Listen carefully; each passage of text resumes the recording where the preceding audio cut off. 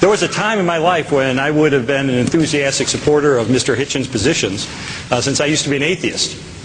That was until my wife, who was an agnostic, became a follower of Jesus, and I was encouraged to use my legal background and my journalism background to systematically investigate if there was any credibility to the Christian faith. It took me 2 years of my life to do that. And I just want to hit on a couple of things that I learned along the way. First thing I looked at was the scientific evidence pointing toward God. First, from cosmology. Scientists now agree that the universe and time itself began in the Big Bang.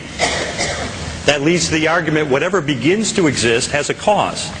We know the universe began to exist, therefore the universe has a cause. And as Dr. Craig, who's an expert in this particular matter, has said, we can draw logical inferences from the evidence. And that is that this cause must itself be uncaused, timeless, immaterial, powerful, and personal. Pretty good starting point for a description of God. Then I looked at the physics of the universe, and I found that there are certain aspects of the physics of the universe, things like the force of gravity, the cosmological constant, the strong nuclear force, that are fine-tuned on a razor's edge to allow life to exist in the universe. In fact, they are so finely tuned that to such an incomprehensible degree that I think it makes a naturalistic explanation pretty silly, and it points more powerfully toward the existence of a creator. Then I looked at the evidence of biological information, that inside every cell of every living thing is volumes of biological information. That is in the form of DNA, which spells out the precise assembly instructions for the proteins out of which the organism is made. Now, it's interesting that nature can produce patterns and even complexity, but whenever we see information, whether it's in a software code, whether it's in painting on a cave wall, whether it's in a book, universally we know there's an intelligence behind it. I looked at consciousness.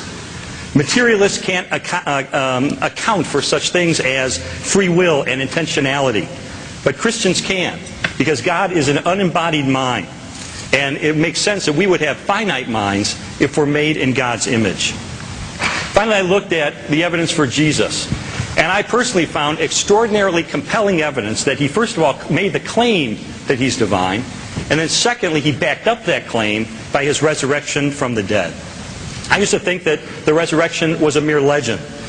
But there are multiple independent early reports of the death of Jesus Christ, his empty tomb, and his post-mortem appearances.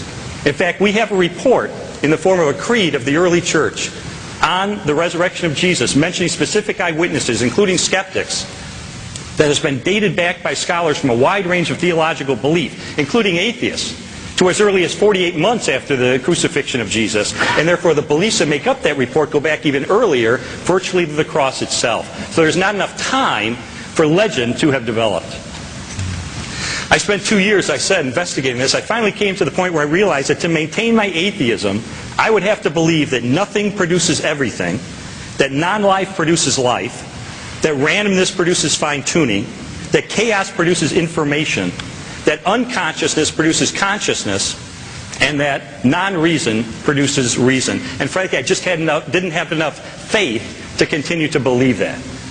To me, the most logical and rational thing that I could do was take a step of faith, not against the evidence, but in the same direction the evidence is pointing, which is a logical thing that we do every day in various ways, and put my faith in Jesus Christ.